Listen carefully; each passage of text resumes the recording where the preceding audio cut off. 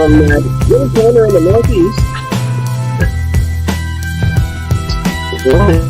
I welcome you to DarkHourParanormal. I am your host, Michael Rosa. Always traditionally done, and well, about 3 years at least.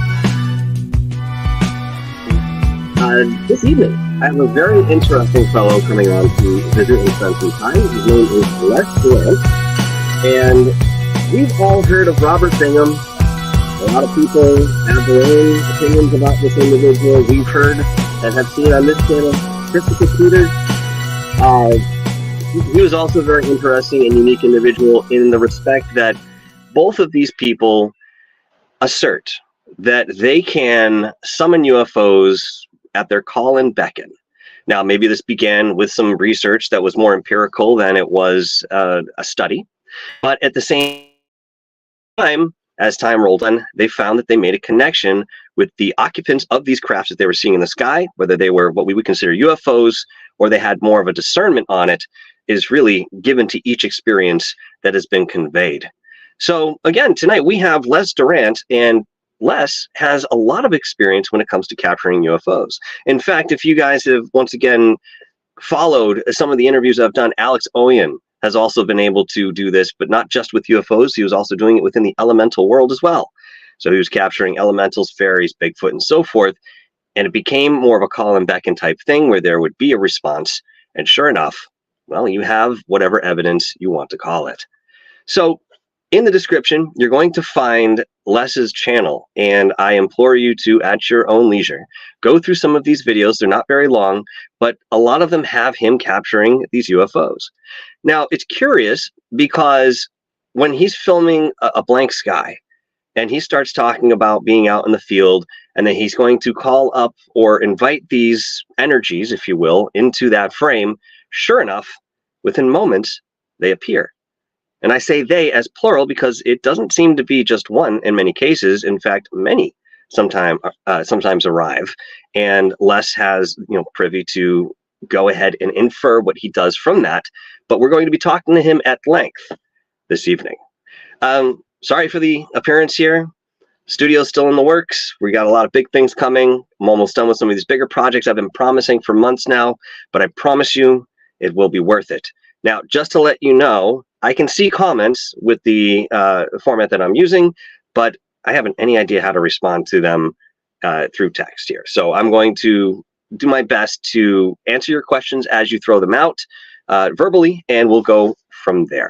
But in the meantime, I'd like to introduce to you Les Durant. Hey, what's up? How you doing? Les, how you doing tonight? Thank you for joining us. I'm doing fantastic. Fantastic, brother. Yeah, appreciate the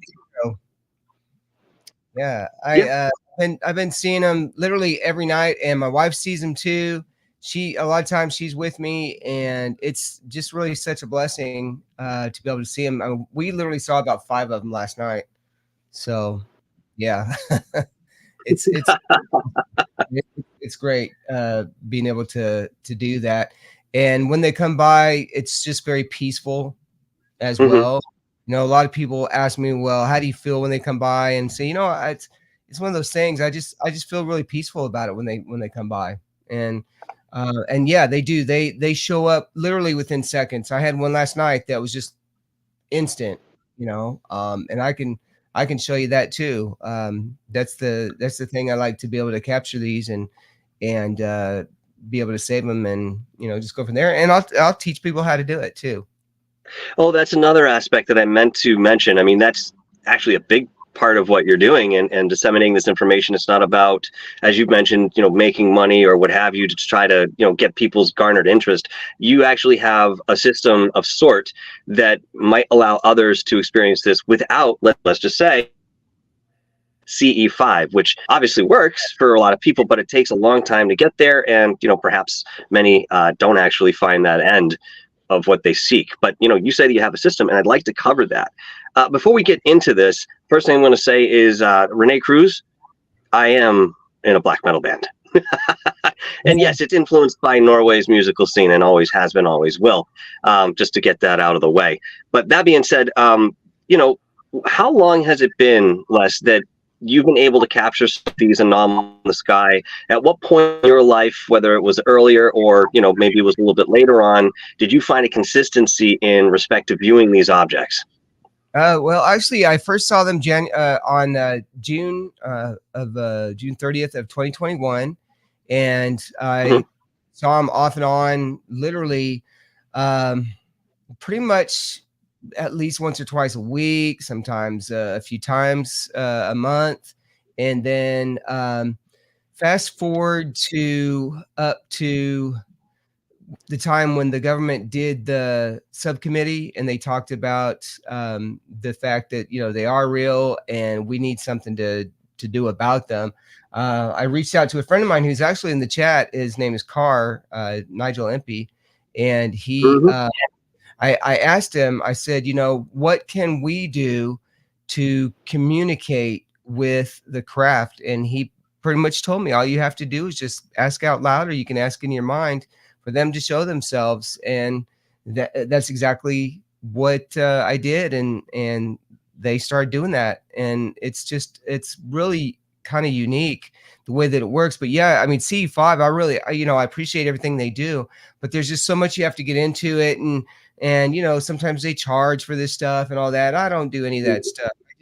I just go out there and I sit out on my deck, and me and my wife sit out there and we just ask for them to come by. And even I had a good friend of mine who's in a documentary with me. His name is Dave Baker, and he had been abducted a few times actually. And I said, well, why don't you come up here to Georgia and come see me? So he did. And he actually saw a few of them as well. And he was almost in tears. He said, you know what? He said, I never thought I'd see him again, but in my mind, I asked for them to come by. And about that time is when you said, oh, there's one like that. And yeah, so it's just really, really unique and really cool how that happens. But anybody can do it. And one thing that he told me is that you just ask with gratitude, and with gratitude and just being very thankful for them. And they seem to have as much curiosity as we do in them as well. And I'll be showing you some of that tonight. Nigel Impey is a very interesting individual. I've had the opportunity to speak to him, casually a handful of times. Certainly someone I'd like to follow up on, and someone who is in other circles that I'm a part of, including the Montauk Project. He's absolutely onto something. And of course, when we look at Dr. Greer's CE5, one of the core principles is using that internal voice that you have to connect to these maybe extraterrestrials or terrestrials, as it may be, whatever it is out there in the sky, that they do react or act upon these particular internal thoughts. It's not that you have to be out there shouting anything physical, although but it's not necessarily what you need to do. It could be actually superfluous in that type of endeavor. There are a couple things I'd like to get out of the way with you before we kind of dive into this. So the first question I have is, I've seen that you were able to differentiate with much ease a commercial airliner, from one of these other anomalous objects. And for me, in the videos, we see, the lights, and of course, maybe we can and zoom up there, we'll see the different colors of those lights. We can really define that that's something conventional. Yeah. Do you live near an airport? I live about 100 miles from Atlanta, and I live about 80 miles from Chattanooga. Okay, so not terribly close, but within the vicinity, here and there. When you're looking at the, I have to say, dots in the sky, right? At what point, and have you made an effort to perhaps even zoom in on these, find some other defining characteristic? Are you able to do that with the cell phones that you have? And if that's the case, what are you finding anomalous about these objects when you get a little bit closer to them? Right. So I actually have a video. Would you like to see a little bit of a video of what a plane would look like as opposed to one of the objects? Let me see if I can do that. Okay. And let me see if I can pull this up to you. There we go. Yeah, I think I can. Let's just do this right here. And you might be able to share. Yeah, go ahead. Try to share it and see if I get a notification on that. Yeah. So what we're going to look at first is one that I dedicated to my wife, actually. And I see so many now that I am actually able to dedicate them to people. So I'm going to show you this here. I'm going to pull this up. I use a program called SM Player, and it's freeware. And it works very well. I like just using stuff that I can use that's free. So I'm just going to let this run. The only thing is, I can't see it. I don't have it up here, unfortunately. I'm not sure if I can even put this up. Oh no. Yeah, I mean, it's just the format that I'm going through here. But I'll tell you what, I'll definitely timestamp this. If you want to send me that exact video, when I can pull this down and I can re-edit this, and I can include that if you'd like. Yeah, that's fine. It's just keep in mind which one that is that you decide to put up. I'm sorry. Normally I can, but without the actual studio, it won't let me on the app. Yeah, not a problem. And because a lot of my stuff is pretty visual and intense. So but I've got you can actually hear the planes in these all right. You can actually hear it right in the background. Right. But I'm certain, watching your videos, that you have the discernment that, you're looking at something conventional versus something more anomalous. My question is, overall, within your is there a point where you've been able to get closer to the, or through zooming in a camera, where you're seeing the actual shape of your geometry? So can you describe that for us? What does that look like? And Lori Oliphant, thank you so much for that. Thank you. I will show you something that I definitely use. I use a program called Flight 24, and you can kind of see there's a flight out there right now. And let's say we're going to take a look at that. Okay. And that is Chattanooga to wherever they're going. It's just a little Piper plane. So they're flying to Chattanooga. So that's across the top of my screen right now. That's across.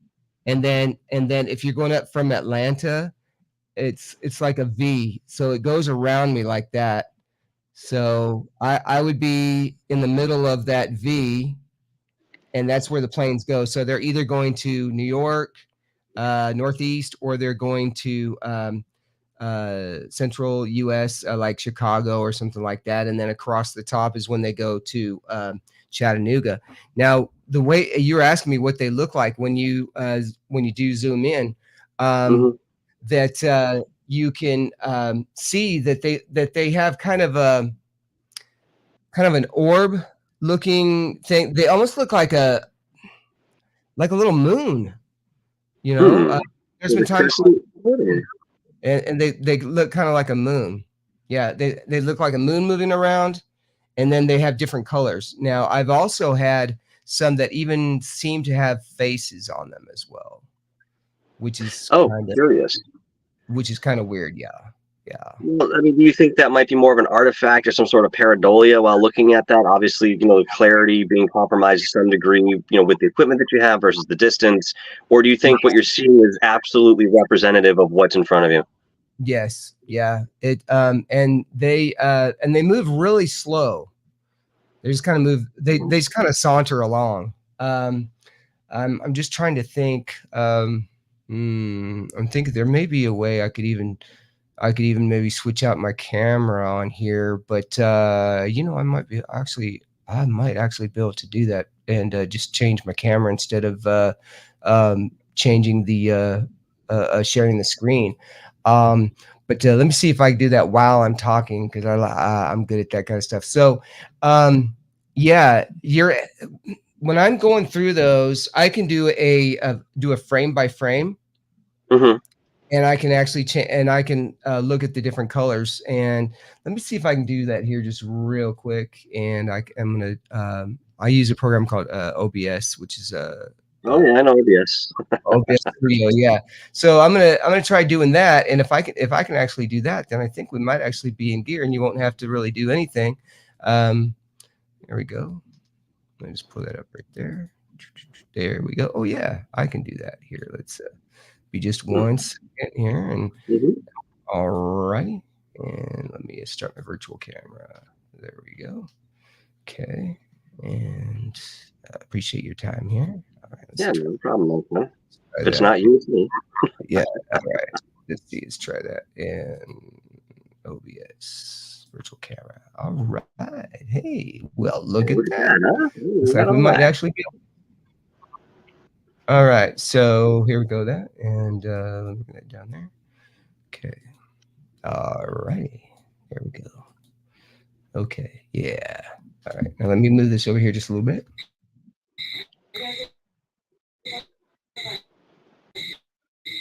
Okay. So you can hear. That's just over here. Boom. We're still getting flashes. Okay. So you can hear my wife talking on here.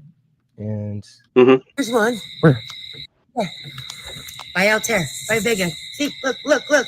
Yes, I got it right here. Wow. It just came out of Vega.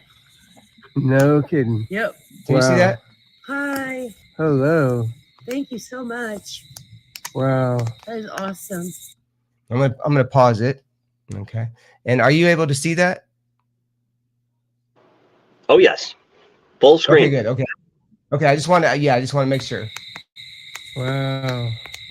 This is for my beautiful wife, that she found it. Okay. So let's take a look. And if there's any on here that you want me, can you say like, hey, stop, let's look at this again? Yeah, I can do that. That's not a problem. That's a good thing about this this software is there we go. Bring that over here just a little bit. Okay, scoot that over there. Oop. Okay, make that there. There we go. All right. That's a little bit better. Okay, so see, I can just move that just a little bit.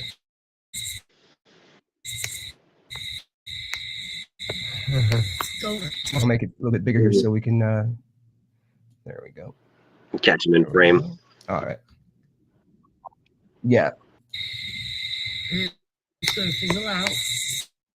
Start to fizzle. Fizzle. Can you come back? Fizzle. Can you come back? Fizzle. Can you come back? Fizzle. Can you come back? Okay. So there's that one. And let me go back to my camera here. Okay. Oops. So hopefully that'll work. Transition. Oh, that's right. Yeah, I can't switch the camera there.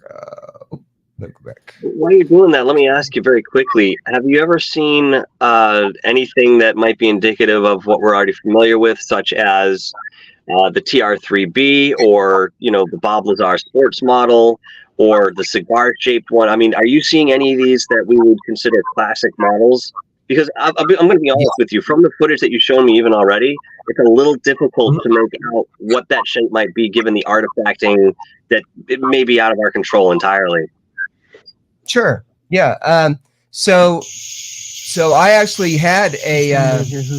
Let me stop this here.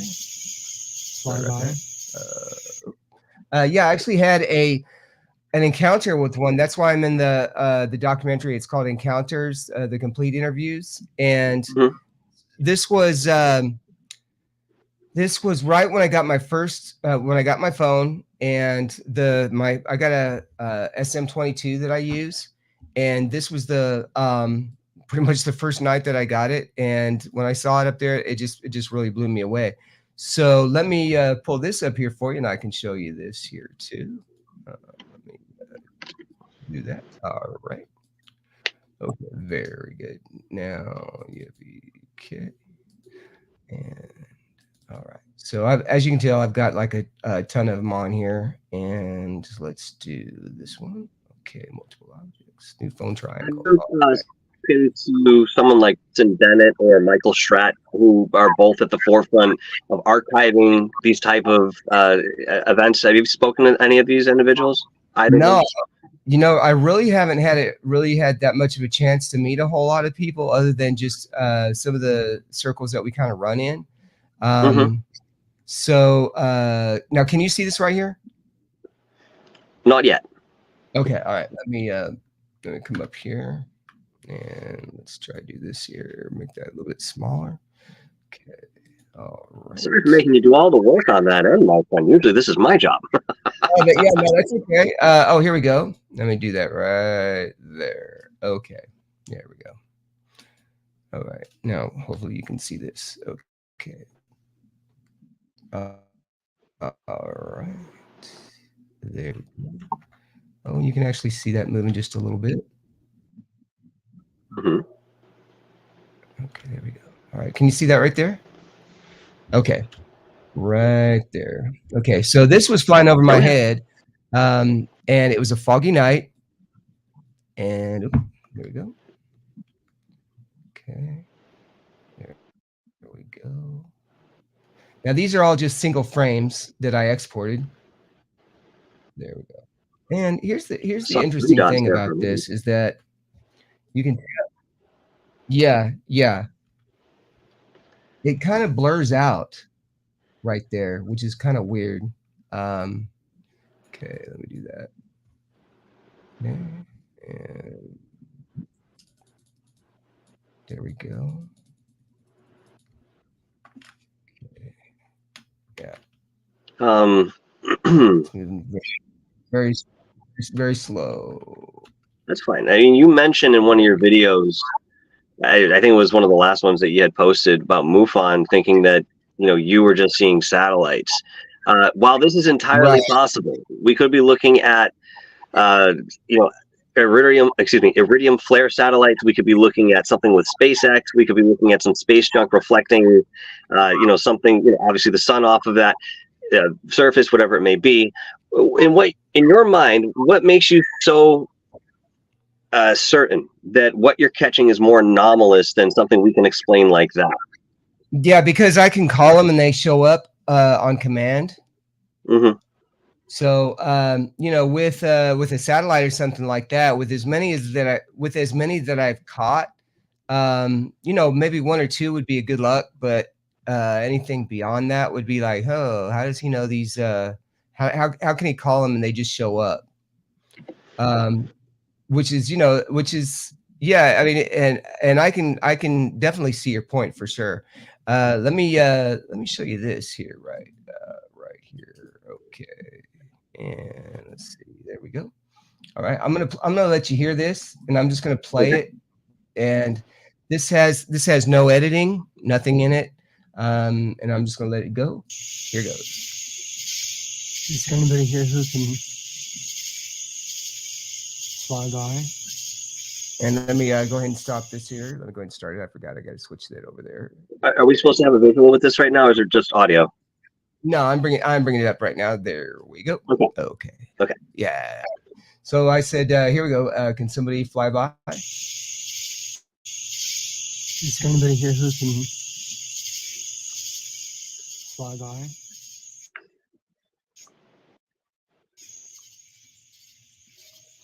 We can see. And if your light just came on, thank you. You're out there. My name is Les. And we'd like to just be able to see you. We see you just about every night. Can you show yourselves to us? You'd be right over here. Right there. I'd like to show the world that you're here.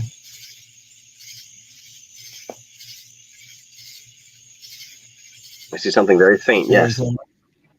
Hear that? Okay, I'm going to pause it so we can zoom in. Right there, just like that. Wow.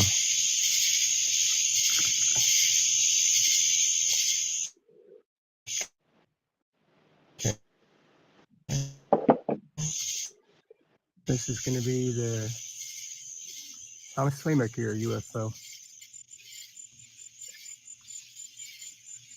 Okay, now how about if I show you one from last night? Okay. Okay, you just one minute. Let me go ahead and pull this up. Yeah. Okay.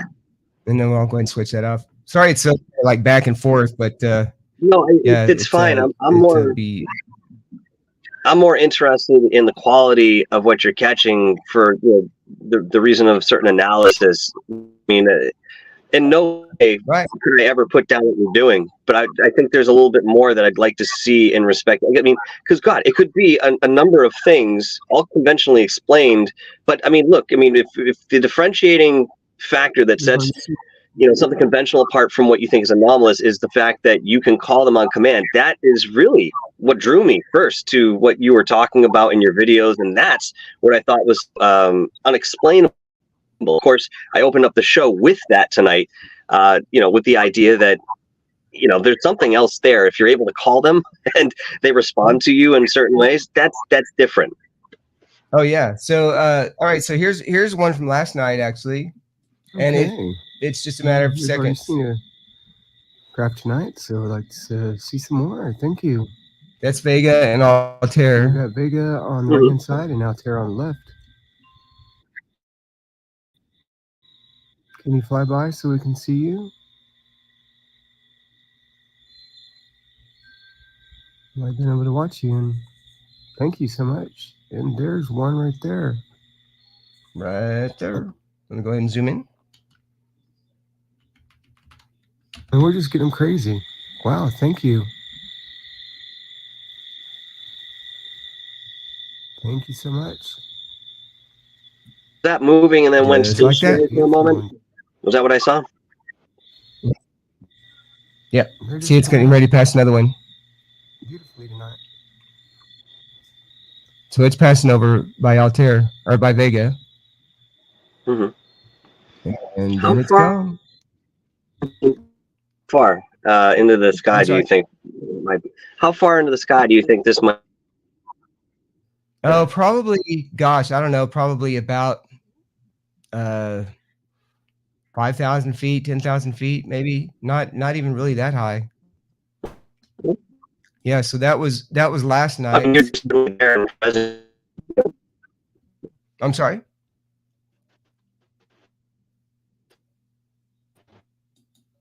You're kind of breaking up on me. You're certainly you certainly have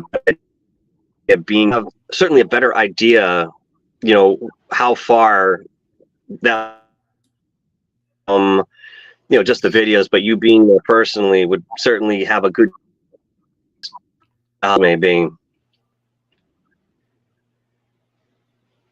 Speaking of guys, how's the stream tonight? Throw me in the chat there what you think. Are we doing good? Are we doing well? Is the stream smooth for the most part? I mean, considering what we've done before?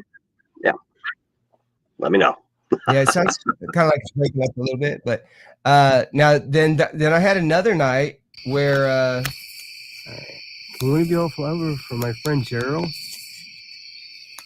That'd be kind of cool. This is let's do Vega that we're looking at right now. So actually, let's do this one instead. Go.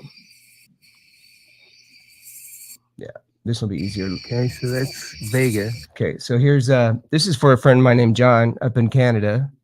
All right, same thing. And here we go.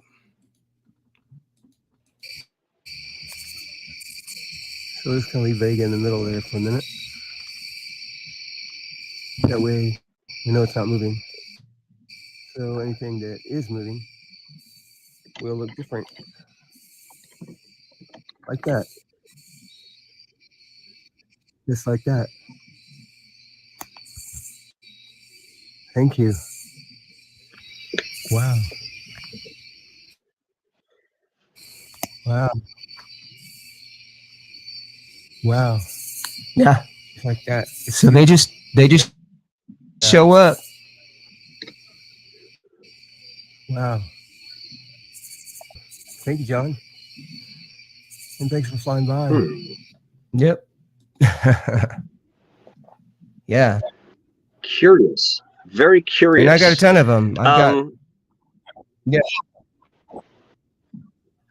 Sorry, I didn't mean to cut you off anyway there. I just wanted to ask you, I mean, you mentioned, obviously you're in this documentary, which I would like you to, tell us all the names so people can go ahead and check that out at any point of your convenience. Are you an abductee? No, I'm not. To your knowledge. But my friend in the documentary is, so yeah. Yeah. Okay. No, I've just I've just only had the encounter myself with the triangle that I showed you up there. Mhm. Yeah. Um, what's your opinion on the theory that, some of these, and I'm going to go ahead and stray a little bit into the left field here with some assumptions at the helm. What's your thoughts on the theory that some of these extraterrestrials that are manning these crafts or that are here with us might be traveling the same paranormal highway that we would find other entities or, perhaps souls that haven't crossed over sitting in a certain vibration? What are your thoughts on that theory? Have you had any experiences that would lend to some sort of validity on your end with that? I really haven't had anything as far as the paranormal, as far as ghosts go, with a mix with the extraterrestrials. I haven't had anything like that. I did have somebody reach out in one of the chats today saying, "Do you think that they are that there is a connection?" I think that there's a connection of an in between to where there is paranormal and extraterrestrial, and I call it paraterrestrial, where it's things in between. It's things in between that the camera catches that we have no idea how to explain it in any way. It's just stuff that it would almost be like cryptid things. Like with the cryptid, you can't necessarily say, "Oh, well, that's extraterrestrial," but you can't also say it's paranormal either. It's That's right. Kind of an in between kind of thing. So when you see these things, you generally don't see them in any other realm, if that makes sense. Like, I see a lot of stuff. I see a lot of orbs. I see a lot of things on my security cam that doesn't look normal. Like you would see bugs or dust or any of that stuff that you would think that would be that you would normally see. But when you start to see these crazy things on there, it tends to make sense that that's what it is. That it's kind of an in between dimension. And we were talking about abductees, and there's a lot of abductees that talk about multiple dimensions, and so I think that they're in these other dimensions. I think that there's a lot of stuff that we just don't recognize, we just don't see, and we just can't explain it. Where do you think? Let me ask you this: how much of our these crafts that you're seeing in the sky that we would consider anomalous, how much of this do you think is our technology? And that might have come from something extraterrestrial at one point, but the fact is we may have it and have back engineered it and so forth. We all go through that pipeline. What percentage would you give it? Sure, I would give it just a very small percentage, really, because I don't think that we have as many as a lot of people think we have. And somebody asked me about that today too.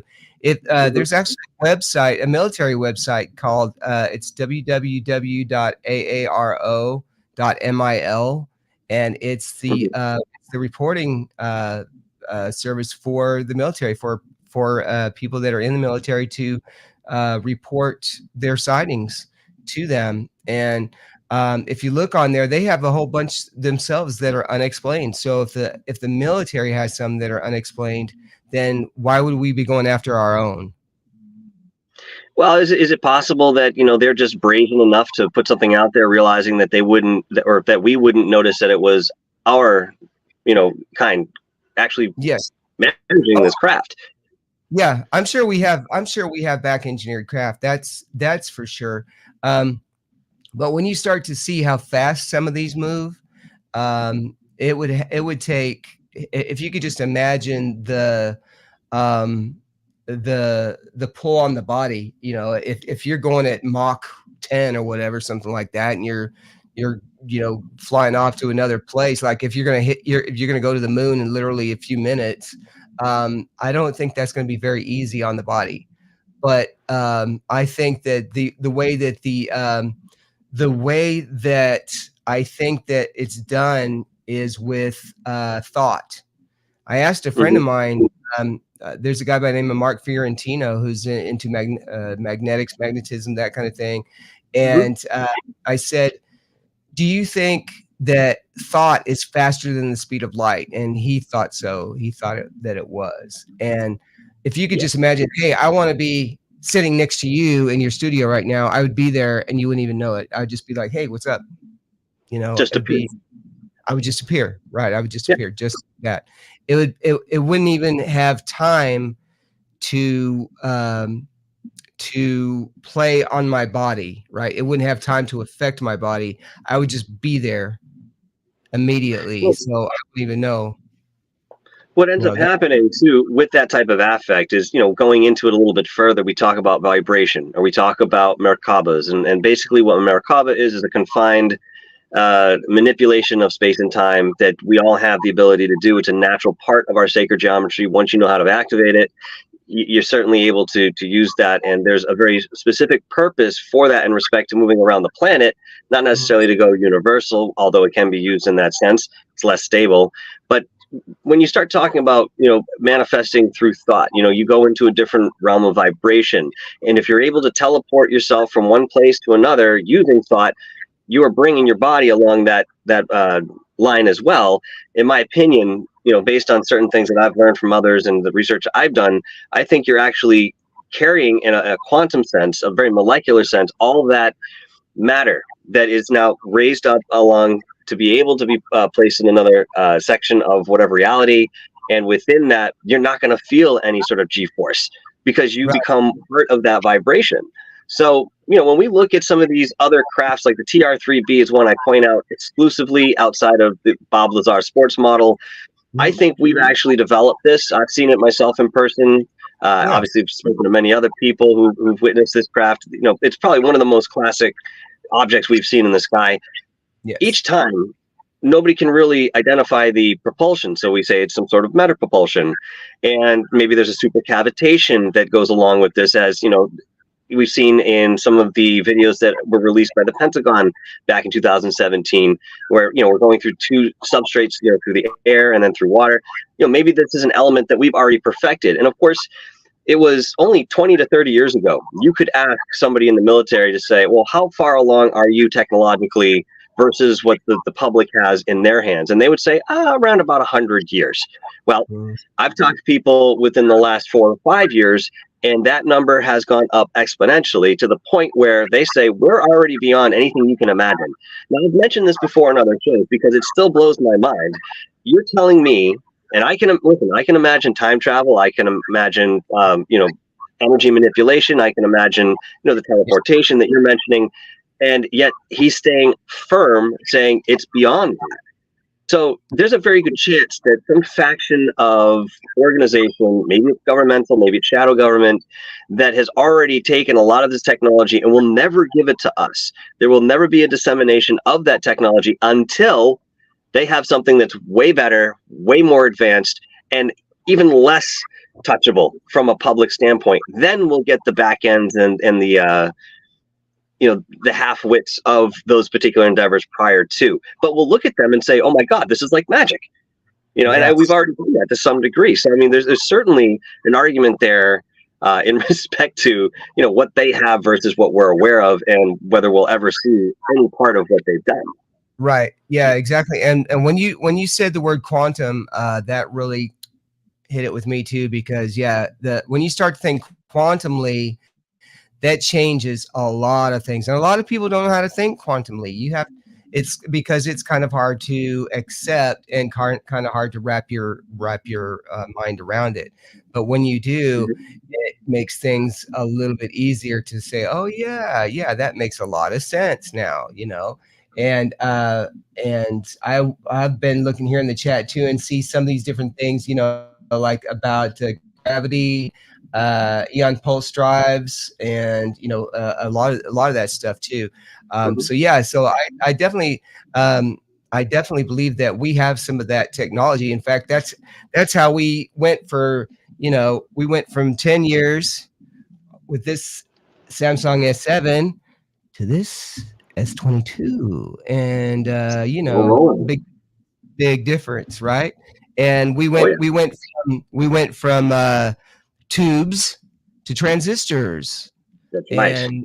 Right, and that's all thanks to President Eisenhower and his dealings with the aliens as well.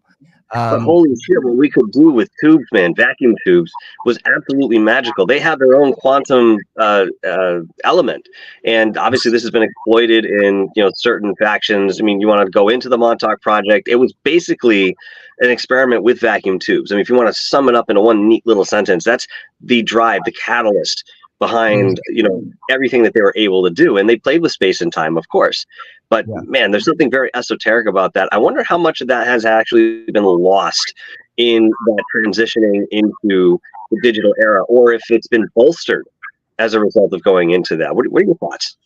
I think that, I definitely think that there's a lot of different ways that they could have gone with that. They could even be going back in and saying, you know what, where did we go wrong on this? And be like, oh, okay, this is where we went wrong on it. Or definitely, that we have this new technology. What do we do with it? And I think I think that we have had it in our heads for a while, but just didn't know how to do it. And it was just a matter of something simple. I think, well, not necessarily something simple, but something that we could have been shown that worked out better for us. And but yeah, you can go back and look at the technology and see how fast it grew just within a short amount of time. There's a video that I recommend people watch. It's called The Big Bounce. And The Big Bounce is on YouTube, and it's basically AT&T. They're saying, "Hey, we're trying to send this long distance call across the world, and we have this this metal sphere up there in the sky, and it's on this balloon or whatever, and we're going to try to hit it. We're going to try to bounce off that and try to hit one side of or London or whatever from the U.S. or something to that effect."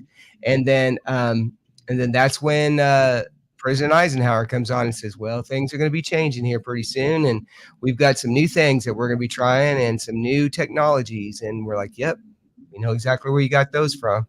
And we know why you got them, because you made the deal, Well, I mean, for some of those people living during that time, I think that that may have been apparent later on.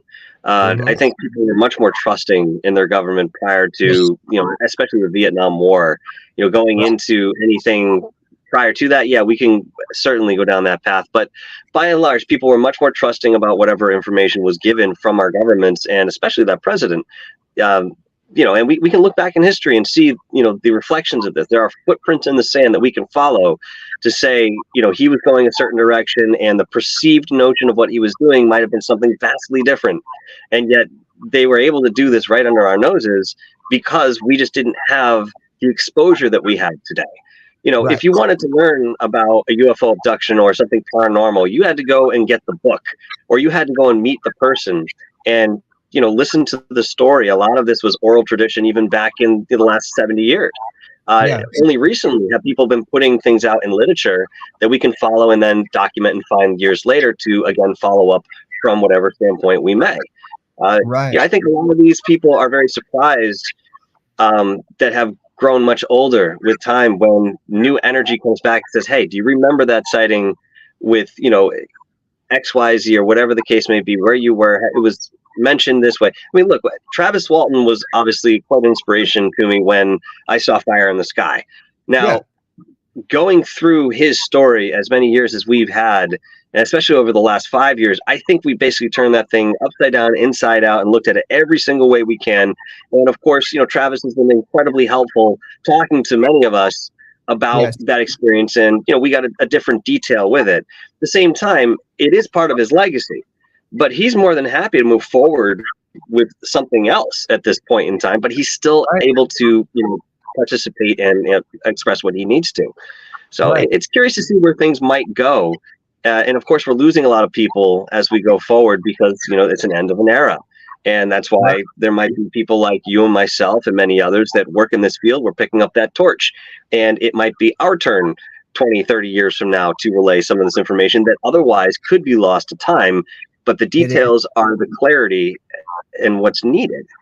Right. Yeah, exactly. That's exactly right. And now, as those people get older on their deathbeds, they want to be able to get that information out there, because it ain't going to affect them either way now. You know, I mean, even my dad said when I was in the Navy, he said we had craft that went up against our C-130s all the time. We could see him out there all the time. And he never would have told me that before until I started telling him about what I do now.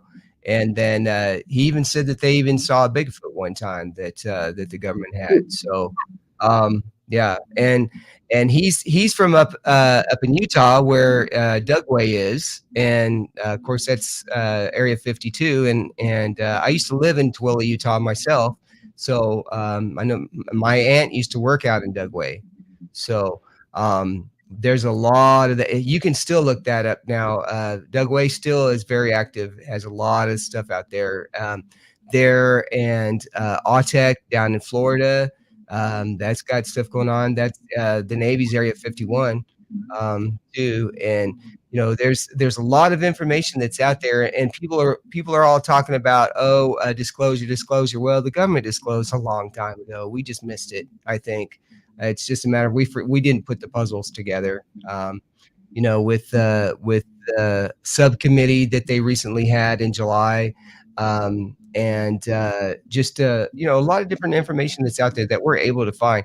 But you know, I tell people the best way to find out about this subject and to know if this subject is real is just to ask them to show themselves, like I do. Just say, hey, can you show yourself, and do your own research. You know, I have people very close to me who don't believe a word. They don't believe any of this stuff is going on. I can throw them. I've got a book from MUFON back here. I'm a friggin' field investigator for MUFON. You know, I'm not still with it, but yeah, I've got the book right over here, right behind me, right there. I can show them that. Say, hey, look, this is put out, and they are the government's go-to people, but they still don't want to hear it. Oh, well, that's fake. That could be faked, and it's like, okay, forget it. Just there ain't no arguing. Just you know, you have to have. Yeah. Some people are ready for that. Yeah, that's right. They're just not. And here where I'm at, yeah, I mean, Bigfoot's real, UFOs are real, all that's real. People don't mess around up here in these mountains here in Georgia. They just don't. They don't have time for that. But they do catch stuff. And that's one thing. Even like right now, I could go out there right now probably and call them. And my wife goes out there with me, and the fact, and it goes back to the fact that if you can call them, then there's something to it. We do it every night. It's not just a one-off kind of a thing. We go out there every night. And you know, I had I was telling you about my friend Dave Baker, who's in the movie with me. I'm in this documentary called Encounters, the complete interviews, and Dave Baker and a few of the other guys, they were abducted. I just have a way of recording them.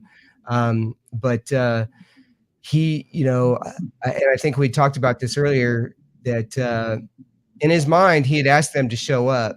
And right about that time, I started saying, oh, by the way, there they are, you know. So it's the fact that we can call them. Yeah, you can call a satellite all you want, or you can call a plane all you want, but that doesn't mean they're going to come. You know, I've been to enough airports, you know, they're not like that. But you saw how fast they come. It was just like within seconds. Yeah. You know? They sort of just appear and kind of move about of their own accord. You know, usually when something like that shifts direction, it's indicative of something other than a satellite or something more static. So that's when my curiosity peaks. But I always look to get something a little bit more defined before I can really, you know, start to analyze this and come to some sort of conclusion, even personally. Outside of that, you know, it's difficult to do that. But with what the hell did I want to ask you? Shit, I lost it. It'll come back. What's the question I was going to ask you? I was seeing in here, somebody put, I wouldn't say disclosure is even a thing yet, but they were talking about, you know, not saying anything about aliens. Well, if they don't say anything about aliens, then what are they saying? I mean, here's the thing. disclosure is a tricky one, because disclosure, as the definition, really encompasses something more exposing, revelatory, if you will. And when you say that, well, maybe we've had disclosure already, I'm not going to sit here and say that there hasn't been some sort of soft rollout that, maybe they felt compelled to give us just enough to infer. So it's an inferred disclosure rather than something plain in sight right there on the table. And we can say, yes, there's a consensus to this. Everybody can look at this and say, oh, yes, there are extraterrestrials. Here's the proof and why we think this. The government has done X, Y, Z to, I don't think we have that yet. And if we will get that, let me ask you this. Which country do you think is going to do it first? Probably Sweden. Why do you say? Well, probably somebody who is what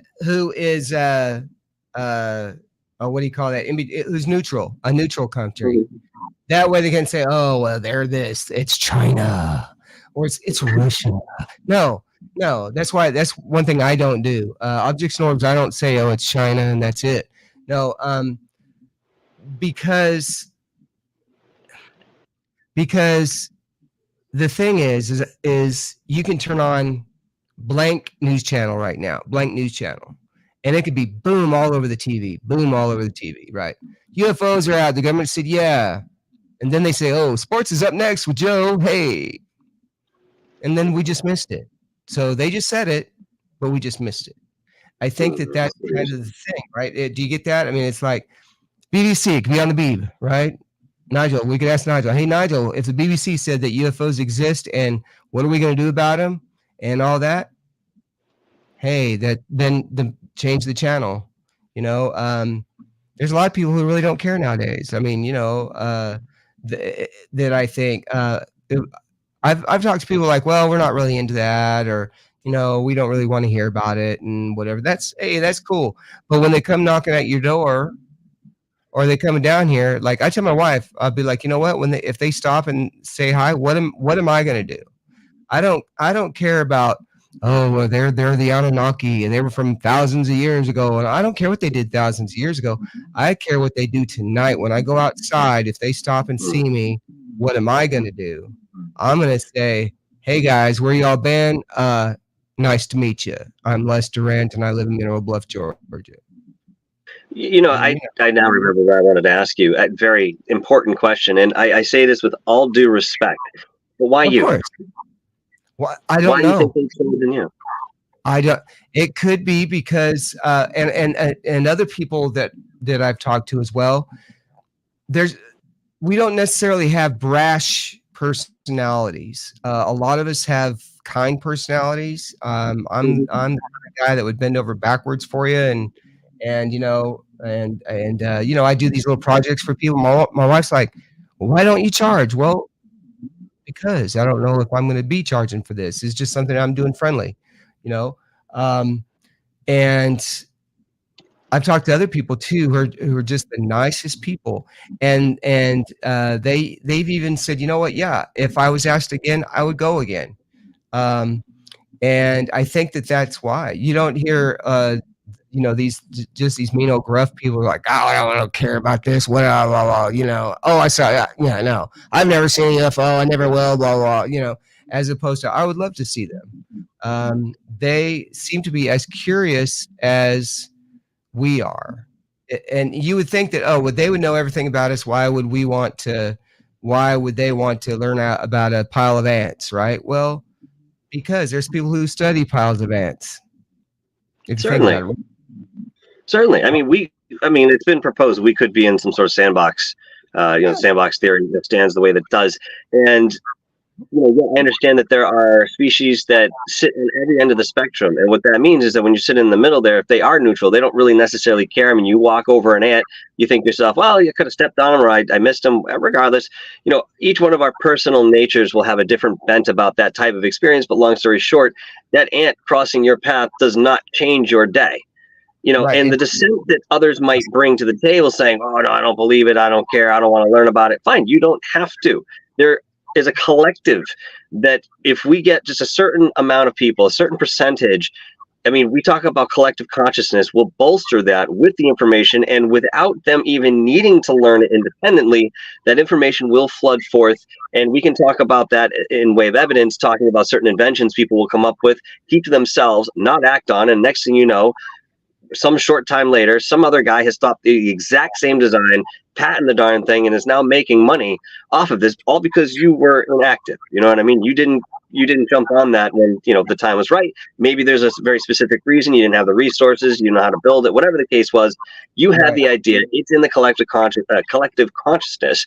And I think that, you know, ufology and all these esoteric fields are no different in what we're discovering. What we're really doing is discovering a deeper and much bigger part of ourselves. When we think of ourselves, we think of the person, the avatar that stands in front of the mirror. You say, that's me, right? And you have in concept, in theory, that I'm also you, Les, and you are me. And we share a certain connectivity that maybe is intangible, you know, on first glance, but as you get further into it and you tie these things together, I mean, why is it that people lump all of this into some sort of connection, saying, you know, UFOs are connected to the paranormal.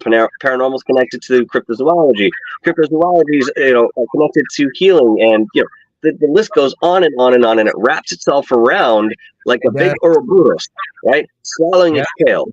And yet, that's what we are experiencing: this cyclical nature of information that we're just wading through as the individuals we think we are.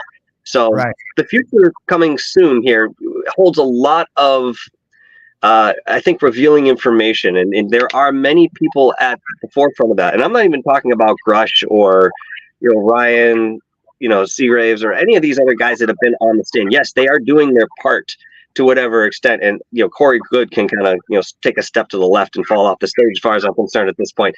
But hey, outside of, you know, someone like him, who I do believe to be a charlatan, they out themselves eventually. And yeah, there were a lot of people that looked at Corey Good and said, yeah, this is legit. You know, Dark Fleet, this and the other thing, secret space program. Now he comes back since intellectual property.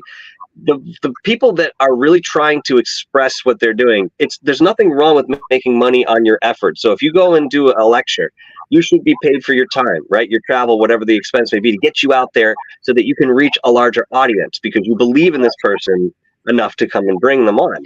But when you have, you know, somebody who's obviously greedy, like Corey Good, it really changes the narrative for that person, and unfortunately is a dagger in the career that they have attempted to create. So again, the veil will thin as we go forward, and I think we're going to find much more out about these different aspects of the field that again tie themselves in braided theory, if you will, back to a central point.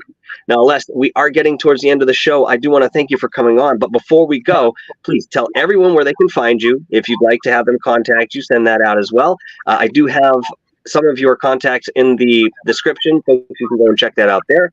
Otherwise, let's take it away. Yeah, thank you. So you can get a hold of me if you have questions on setting up any of your equipment. It's objectsandorbs@gmail.com. That you can email me there. You can always go to my my YouTube channel is Objects and Orbs on YouTube, and I have a group on Facebook also called Objects and Orbs. And we don't have any conspiracy theories, none of that junk on there. It's just a matter of, hey, I recorded this, and this is what what it looks like.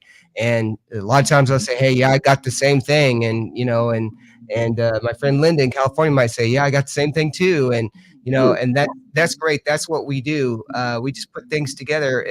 It's an overabundance of evidence. And that's what I like to do. I like to get as much as I can get out there and just say, hey, look, I'll record it. You do what you want with it. And if you want a copy of it, hey, you got whatever you want, you know, and that's really the way I do it. And that's what Objects is all about. It's Objects and Orbs is just a matter of being respectful to the science and not charging people for the science. You know, if you need help setting it up, by all means, I'm going to show you how to set it up, because, you know, blessings come around, and that's one thing that they do. And, you know, I believe in blessings. So that means I believe in God. That means that God also helped create everything. So God also created all these objects and everything out there. So that's kind of the way that I believe it. And but yeah, I definitely appreciate you having me on tonight. And appreciate your forum as well, and thank you so much. Yeah. Oh, thank you, Nigel. It's been awesome to talk to you. I think in some time here we should revisit this and talk a little bit more about your evidence. Going forward, see what you can do in respect to being in the field and zooming up on some of those crafts. Because when you go back into post, obviously it's a little bit more. What's the word I'm looking for? Deferred, I guess, in a sense. And again, you have the artifacting and so forth. But I think that would only help what you're doing. Maybe if you have to invest in a different camera, I don't know. You know what I mean? But I think if you were able to get a little bit more of a clear image, these things would take off, my friend. No pun intended. Oh yeah, no, I'd love to be able to do that. I do have me a new computer. I got me a gamer computer, so I'm going to try to get very nice. a little bit better, editing and stuff.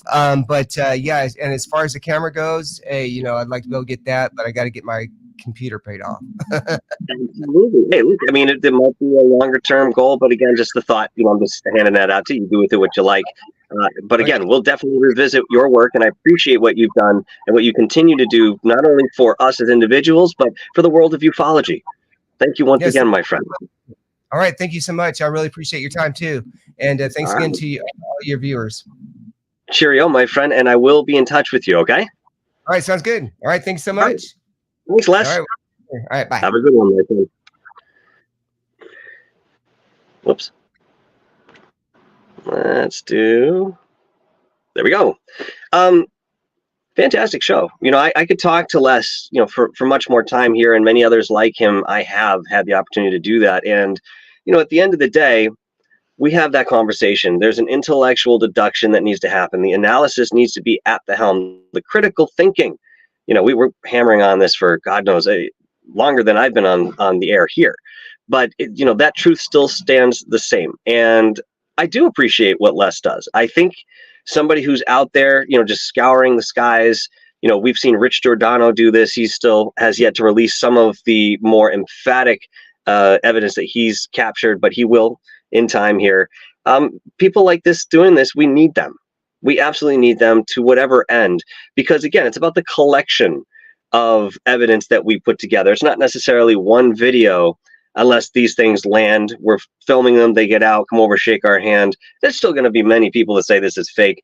I get that. This is the day and age that we live in, and that mire that we have to wade through when it comes to saturation within these fields. But again, I really appreciate Les coming on and sharing some of this stuff with us. If you want to take a little bit of a closer look at what he's done, please go down and visit that YouTube channel. Once again, it is down below. You can find it in the description. And you might be surprised. Again, just this sort of call and response that he has with some of these crafts that show up, whatever they may be. Now, this week, I do have Charles Rosenet coming back on, because I am hosting a very, very large Paracon out in Salem. Next weekend, it's November 11th and 12th. If you are in the area and you'd like to come out, we have some fantastic speakers there, including David Childress. There's a whole lineup over those 2 days.